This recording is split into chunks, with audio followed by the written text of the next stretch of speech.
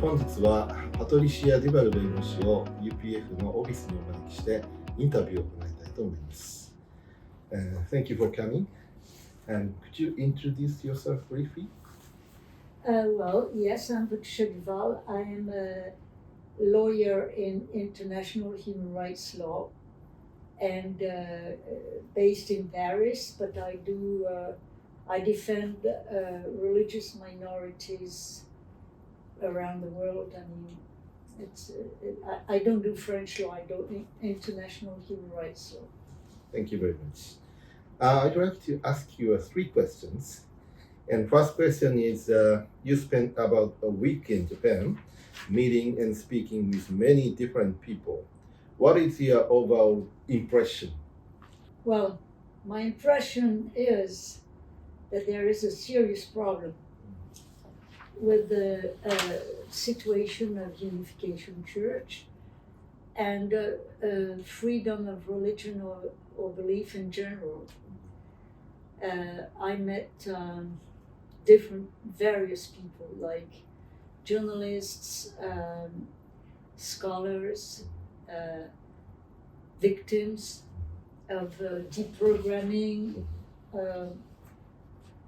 believers of the church, second generation believers. I met a lot of people, and the lawyers, of course.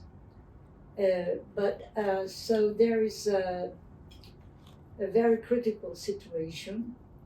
First, there is this deprogramming issue, which is a very serious concern under international human rights law, because for decades, like over 40 years in Japan, this has been a national practice that families would abduct and confine their kin, their relatives, because they didn't agree with them joining the church, and then confine them.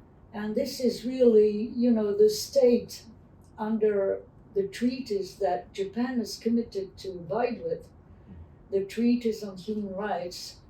Japan has said, okay, we're going to protect freedom of religion or belief. So the state has a duty to protect every beliefs, even minority beliefs, even if they're not liked by traditional religions or by the majority of people. This is what human rights are all about. It is very shocking from an outside external viewpoint to hear about deprogramming. Well, now, 10 years ago, in 2014, we did a report to the United Nations, and we obtained a official recommendation to Japan to put an end to this practice. And so it has really slowed down.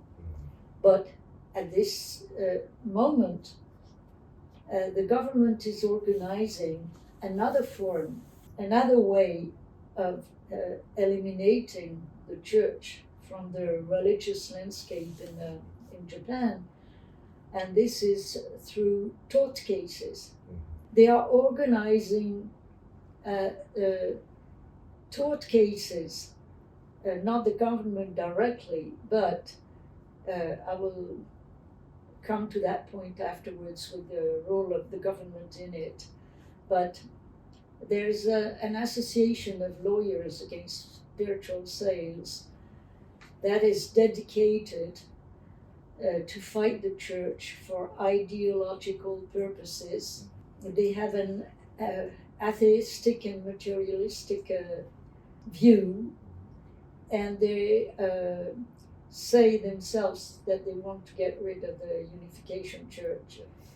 And they have been busy inciting deprogrammed members to file civil suits against the church for damages, and also with the families behind it, wanting to get donations back and even make money out of it, asking for damages.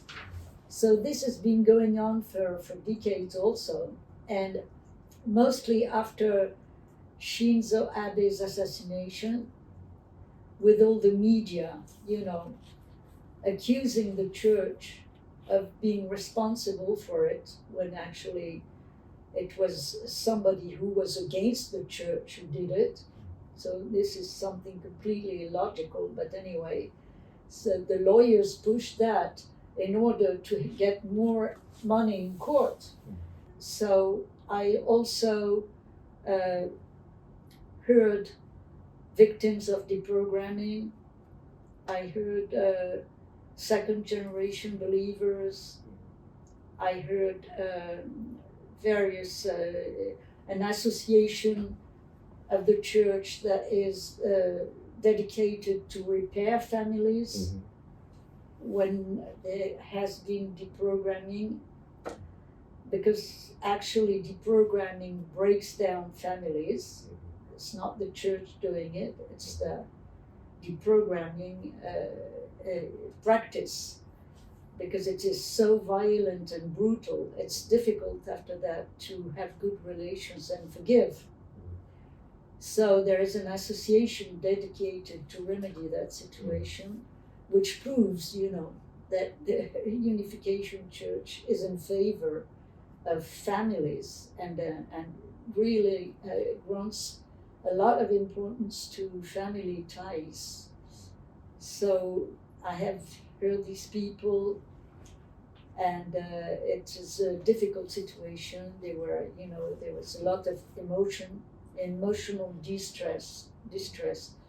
I heard this girl who had been deprogrammed, and the mother, who after some years feels very sorry about the fact that she called in a deprogrammer and that she did not know and all that, and that she, the parents have been misled by deprogrammers and by those lawyers.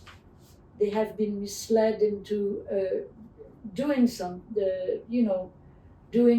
having the deprogramming happen against their children, but then it's so violent, it ruined their life, and then I heard people with a lot of distress, and then the parents who really, feeling very bad about it. The daughters or sons crying and all that. It was really impressive.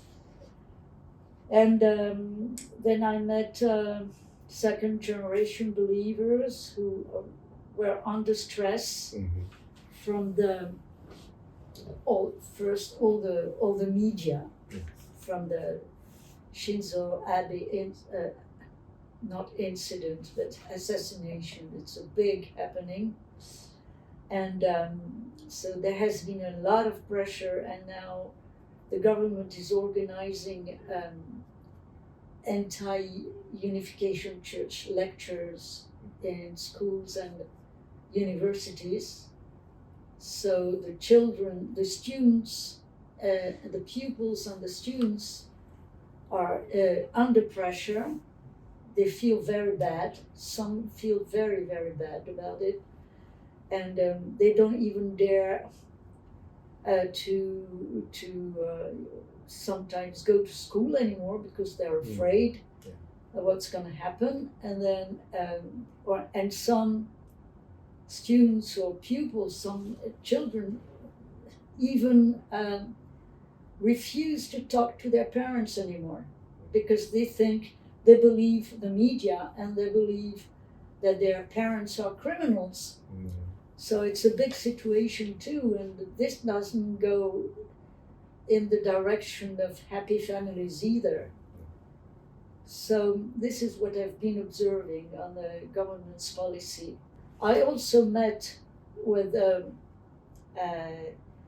woman whose mother has been interviewed by the Ministry of Culture and Education, and they produced her testimony as part of the request for dissolution.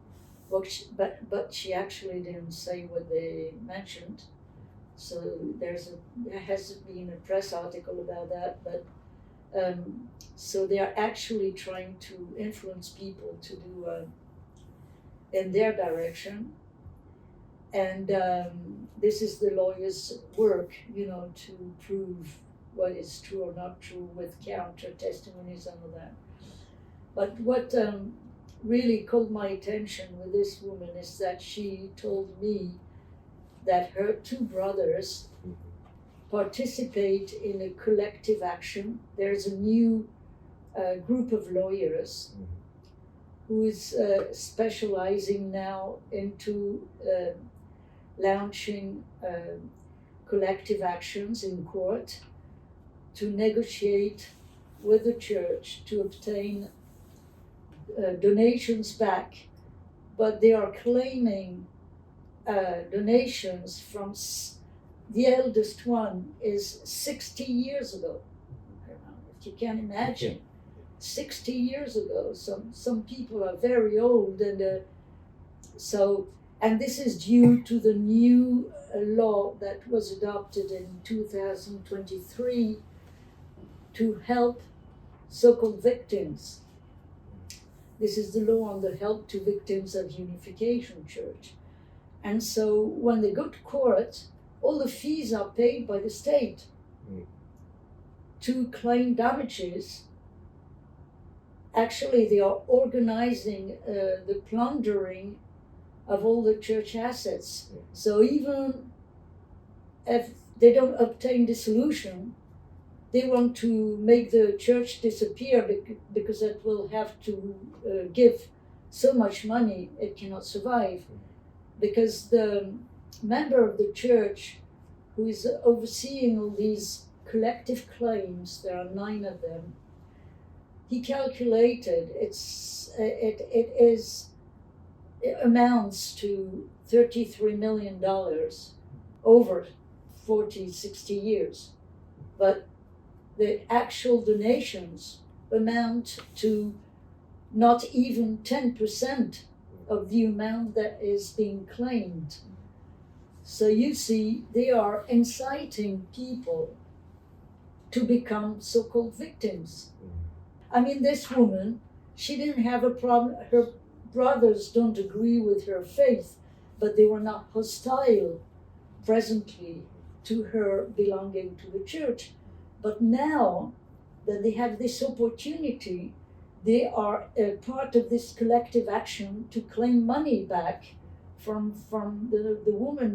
The mother is 92 years old, so maybe the donations are from, 40 years ago.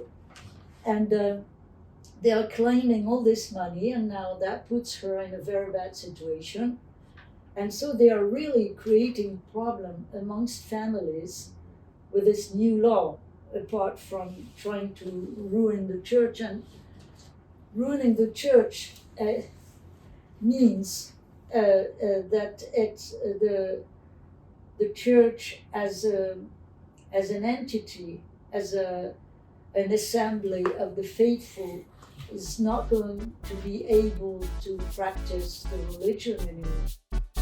The existence of deprogramming, which they were not aware of or hardly aware of, and